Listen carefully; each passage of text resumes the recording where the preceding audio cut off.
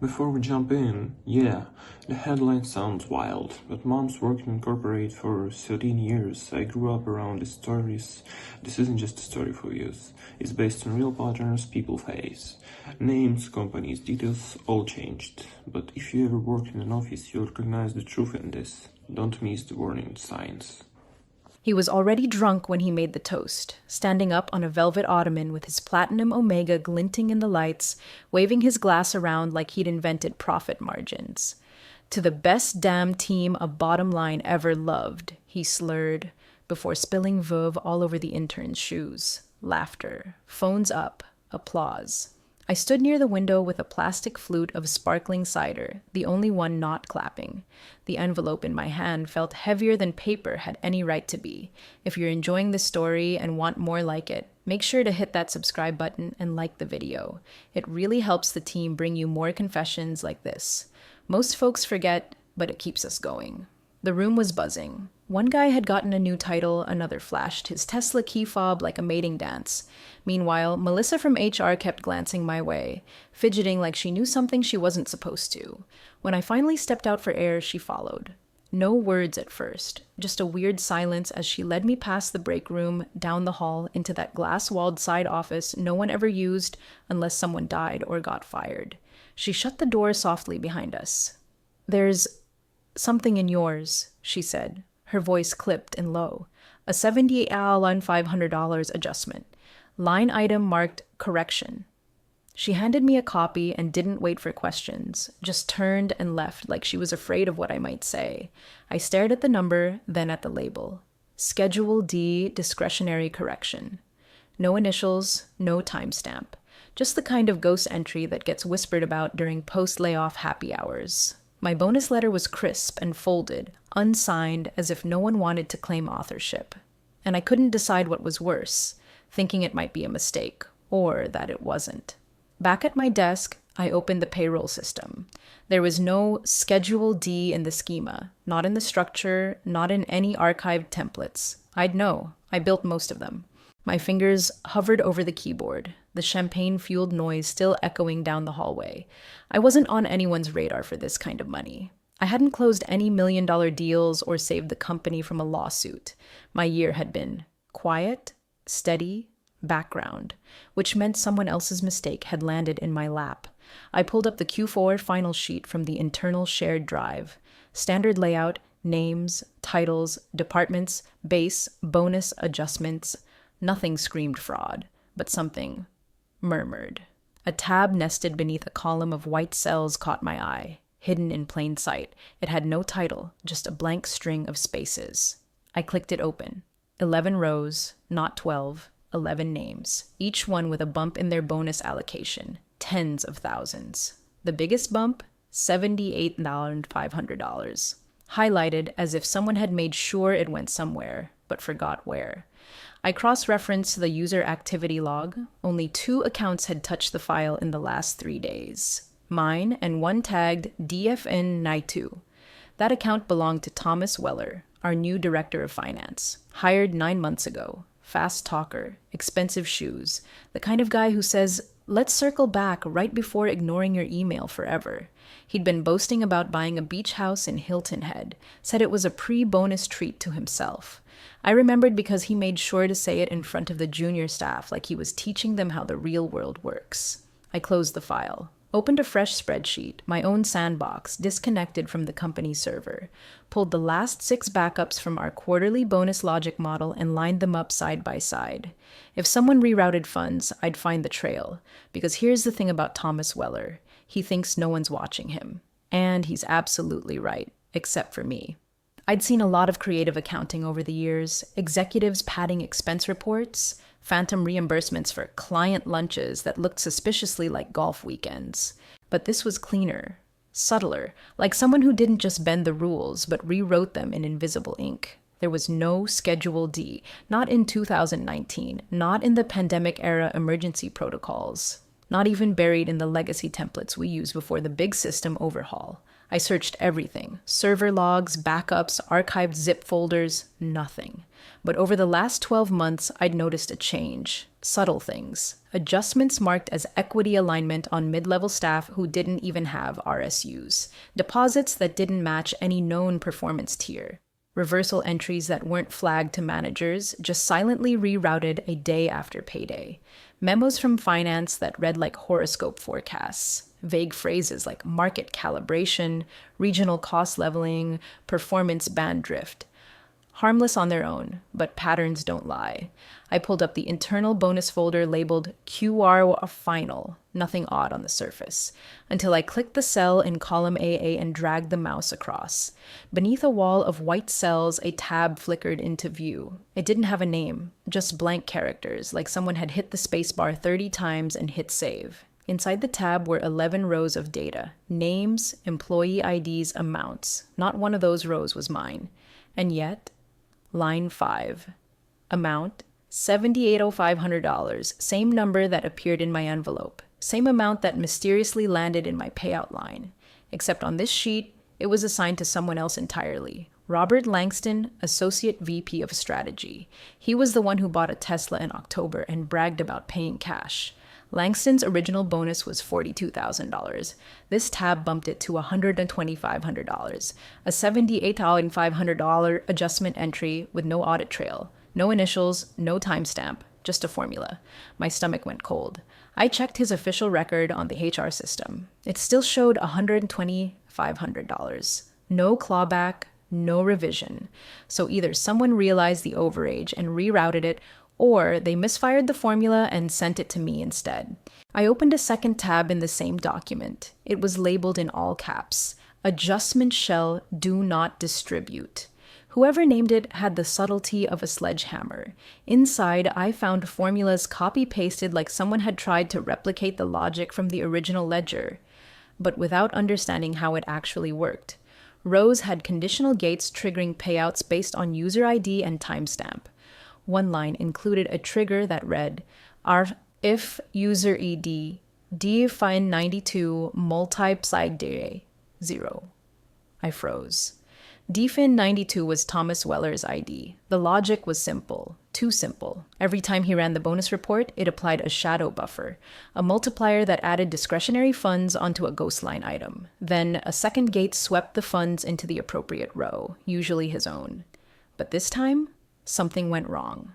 The buffer jumped to my ID. I built a sandbox. Clean, disconnected, offline. Then I recreated every version of the Q4 bonus workbook from the system backups. Stripped all obfuscation macros, locked volatile fields, restored hidden data. And I ran a simulation. Every time the file executed with Thomas's user ID, a bonus buffer activated. The allocation redirected into a specific row, whichever employee ID was last selected in the filter logic. On December 14th, he ran a report to test employee bonuses. And the last ID he'd previewed? Mine. The system simply followed the path, and the money landed in my row. There was no honor in it, no gift, no promotion, just a misfire in a rigged system. One man's greed bleeding into someone else's column. But if that much could vanish with a formula, I wondered how long it had been happening, and who else had noticed, because I had the files now, and every ghost entry comes back to haunt someone. By the time the office started winding down for the holiday weekend, ugly sweaters unbuttoned, leftover shrimp drying under heat lamps, I was already 10 layers deep in the sandbox replica I'd built off the archived ledger backups. I didn't want anyone watching. Not yet. Not until I knew exactly what I was looking at. The system had always been designed for transparency, or at least that's what they preached. But no system is immune to clever fingers, especially fingers that know just enough Excel to be dangerous and just enough about human nature to assume no one's paying attention. I started with clean files, pulled directly from our Q3 backup server, untouched by Q4 edits, then layered in the delta logs, the tiny granular differences between each save, each version, imported raw logs, restored every hidden tab I could find, stripped out macros like peeling duct tape off glass. It was tedious work, but I've always trusted math more than people. The deeper I went, the clearer the pattern became. There it was again. Q4 margin credit. tucked between two legitimate bonus inputs like a hitchhiker in a crowded van. It shouldn't have been there. We didn't even have a margin-based bonus system, not for non-sales employees, but I traced it. Line by line, the cell wasn't just static, it was a formula. Specifically, if user ID DFN92 multipla by J. I stared at that cell for a full minute. User ID DFN92 Thomas Weller, Director of Finance, newly hired, newly rich, newly careless. The logic was primitive, almost insulting. If the sheet was executed by Thomas, the system added a custom multiplier plus an adjustment buffer into a dummy field. From there, it looked like it got swept into the main allocation tab, hidden from the dashboard, masked as a rounding difference or back-end comp correction. Except, something had gone wrong. When I checked the execution logs from the day bonuses were finalized, the user ID that last ran the formula wasn't Thomas's. It was mine. He'd been filtering bonus ranges earlier that morning, probably scanning how his own inflated numbers looked, and left my name in the preview field before executing the final compile. The system didn't care. It just followed the rule. It pushed the plus XX buffer straight into my bonus line, a perfect crime tripped by a sloppy preview. It was like watching someone rig a vending machine only to get smacked in the face by the free Snickers they weren't expecting. I kept digging. Every bonus run he'd executed since Q1 had this buffer buried in it, sometimes small, like $2,800 here, $5,000 there. Other times it ballooned. Q2 had a market volatility offset that looked suspiciously like a $42,000 check to himself, all buried in vague audit notes with just enough plausible deniability to skate through quarterly reviews. And no one had questioned it, because he knew HR didn't have eyes on formulas. He knew legal wouldn't look unless there was a complaint, and he knew the rest of the team was too burned out to scan cell references in a workbook with 40 tabs and more passwords than common sense. I ran the data again, cross-referenced payout history, highlighted anomalies, charted behavioral markers, and access logs. The pattern was surgical. Until me. I was the variable he hadn't accounted for. So I started preserving. Every version, every log, every time-stamped access event. I exported a version control report and hashed the backups into an encrypted vault with timed access only. The files lived on a flash drive the size of a paperclip, but the weight of what they held, that was nuclear. I wasn't angry. I wasn't planning revenge. I was just waiting, quietly, for the system to do what it always does when someone gets greedy. Trigger its own defense mechanisms. One misfire, one audit ping, one HR question, and the whole damn formula collapses. The rooftop was dripping in excess, string lights like champagne halos, imported cheeses sweating under heat lamps, and a jazz trio playing some watered-down version of Moondance no one asked for. He stood center stage, flanked by partners and sycophants holding a crystal flute like it was a royal scepter. The wind caught his tie just enough to make it look cinematic. Of course it did. To a year of grit, he said, and a team that delivered under pressure. People actually cheered. Some clapped like it was muscle memory, others because they just checked their deposit notifications and saw enough zeros to justify it. And then there were a few, new hires mostly, who looked around like they were still trying to learn what exactly they'd accomplished. It didn't matter. Everyone smiled anyway. He raised his glass higher. To transparency, he said. To shared success. I didn't drink, just stood in the back, shoulder to the wall, coat zipped halfway like I might leave early, which I would. I watched him laugh, watched him glow under the canopy of corporate theater, and all I could think about was that email he'd sent Tuesday morning at 6:18 a.m. Let's lock the bonus file by Friday. Audits start next month. Keep versions clean. Versions clean, not accurate, not reviewed, not compliant, just clean. Too late for that. I'd already exported 6 weeks of version histories, every delta, every cell change, every user ID, and every time someone tried to overwrite the logs. There was a silent war embedded in those spreadsheets. Edits hidden inside nested IF statements, overwritten tags, reused row IDs that bypassed approval locks. Most people wouldn't have spotted it, but I'd built the structure they corrupted. I knew where the bones were buried, including the timestamp mismatch. The final bonus file, the one approved by the compensation committee, stamped 11:03 p.m. Thursday night.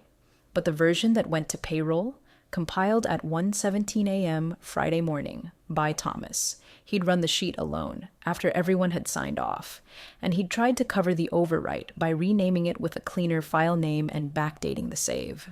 But even file names bleed if you cut them right. One of the file properties, buried 3 menus deep, still held the actual last modified flag, and the hash key of that file didn't match the hash on the signed version in our compliance archive.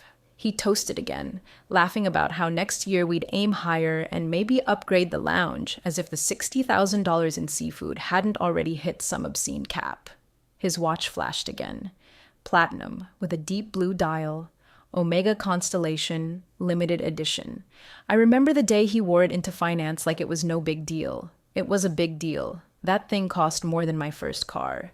He thought he'd buried everything under numbers, that no one would think twice about a few $1,000s of band compression adjustment or tier realignment.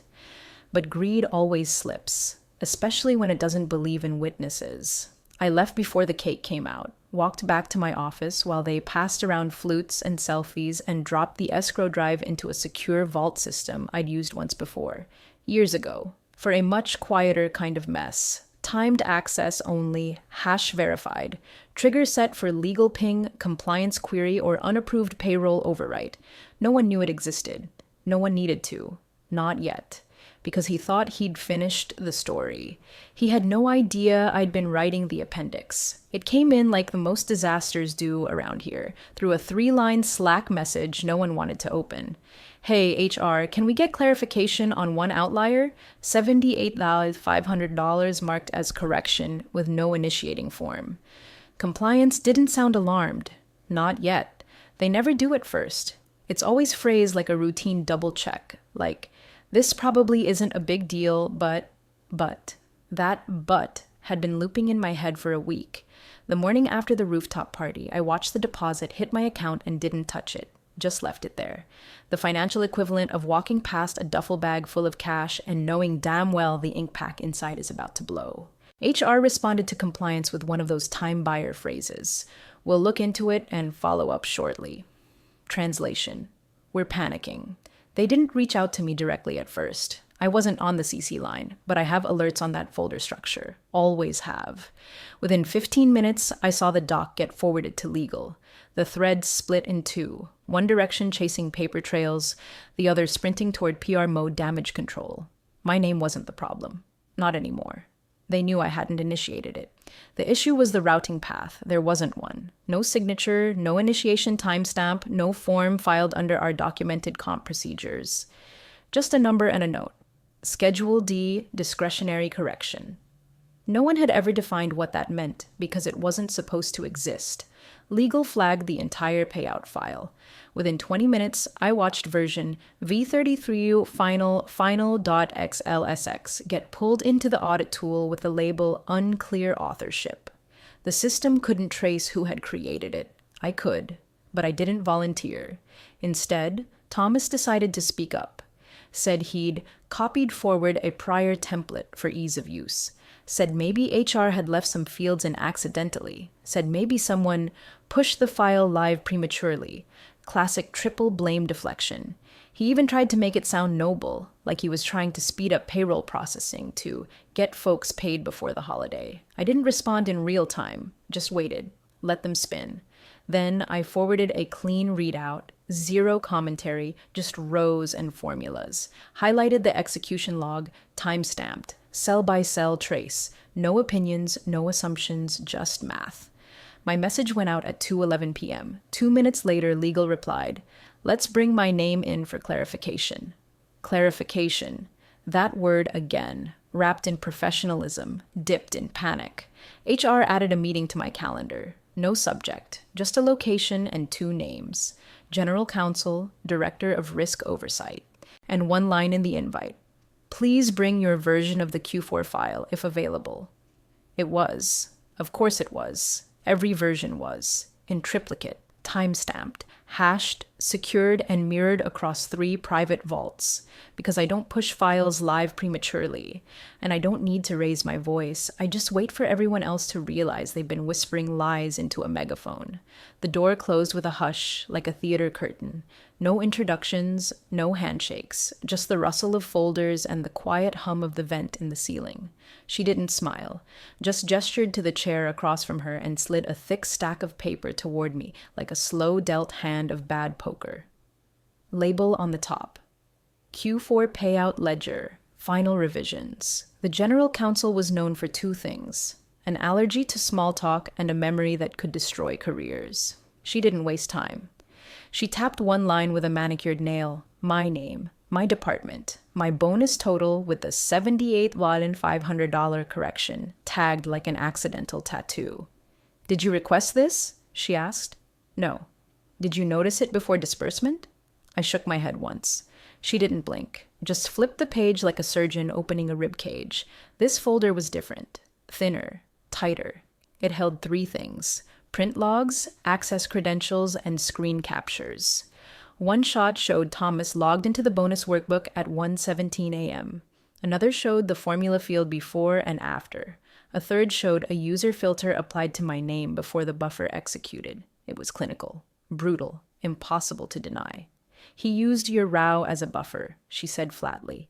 He'd been injecting adjustments under his ID for months, but this time the gate fired into your line, and now he's trying to claw it back without triggering an audit. I didn't nod. I didn't ask questions. I just listened. There was no apology, no surprise, just a long pause before she reached into her bag and pulled out a new folder, blue this time. Non-disclosure agreement, she said. Draft. She didn't say hush money. She didn't have to. The first page was standard: confidentiality around bonus discrepancies, non-disparagement, mutual release of claims. Page 2 was where it got interesting. Advisory retainer, Tier 3 confidential was the heading. Below it, a pre-written offer, a monthly retainer for ongoing consultation in ledger compliance and operational continuity. It was neat, polished, too fast to be recent. They'd known this might happen. They were just hoping it wouldn't be me. I flipped through without reacting. They'd buried the leverage clause at the bottom, buried it deep, almost lazy. Section 9B, retainer contingent upon mutual execution, valid through Q3 FY+1, subject to renewal based on departmental need. Departmental need. Cute. I didn't sign. Not then. Instead, I closed the folder slowly and placed it in my bag. She didn't stop me. Didn't ask what I thought, didn't say when I needed to respond. Because she already knew. The board wouldn't want scandal. The partners wouldn't want headlines. And Thomas sure as hell didn't want to explain why his Omega was funded through a misfire and a spreadsheet. I stood up. She didn't. I opened the door. Just before stepping out, I turned back and said the only thing I'd said all meeting. I'll return my version tomorrow, with comments. Because if they wanted silence, they were going to pay for it, but on my terms. I spent the evening in silence, laptop open, soft jazz humming in the background while the city blinked through my window. The original NDA sat untouched in my inbox like an unanswered dare. I didn't touch it. I rewrote it from scratch. There were no threats, no bluffs, just precision. My version was 6 pages, not 14. No fluff about mutual respect or boilerplate apologies. Just terms. A monthly retainer, automatically renewable for 18 months. Title: Operational Risk Consultant, Tier 3 Confidential, reporting only to General Counsel. Departmental neutrality guaranteed. I'd act as a failsafe, not a subordinate. Clause 4 made it airtight. Continuity oversight could not be revoked or reassigned without written mutual consent, which meant they couldn't quietly ghost me once the storm passed.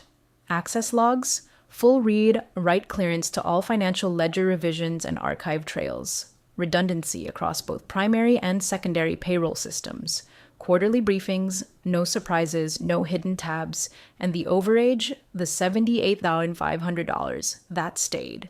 Classified as a corrective windfall, one-time retention award due to systemic ledger malfunction under new administration. No clawback, no retroactive reclassification. They wanted silence. I wanted infrastructure. I submitted the revisions the next morning before 9 a.m. By 9:17, legal replied, "Accepted, fully executed. Welcome aboard." No edits, no counterpoints, just quiet surrender. And in the same hour, an internal memo went out, not company-wide, just to upper finance and risk. The director of finance, Thomas Weller, would be suspended from active ledger duty pending retraining on updated compliance procedures. He wasn't fired. Of course not. They couldn't afford that kind of noise, not with investors sniffing around for Q1 growth stories and performance bonuses landing like trophies. But his edit access? Gone. Temporarily, they said. Just a precaution. Permanently, I knew. Because the moment someone else holds the keys to your formula, your fraud becomes a lesson plan. They scheduled our meeting that afternoon. Just him and me. HR didn't come. Legal didn't hover. Just a private conference room and a copy of the training deck I'd already begun to outline. One I'd title, "When You Play with Cells, Expect to Get Cut." It wasn't about revenge, it was about resetting the hierarchy. I didn't need him fired. I needed him seated across from me, learning the difference between a spreadsheet and a snare. He showed up 10 minutes early, like someone told him punctuality might soften the humiliation. Wrinkled shirt, no tie. The platinum omega still on his wrist. Less a statement now, more a reminder. His smile was forced, if you could even call it that. Just a curl of the lips with no heat behind it. "Guess I owe you a drink," he muttered, not meeting my eyes. I didn't acknowledge it, didn't need to.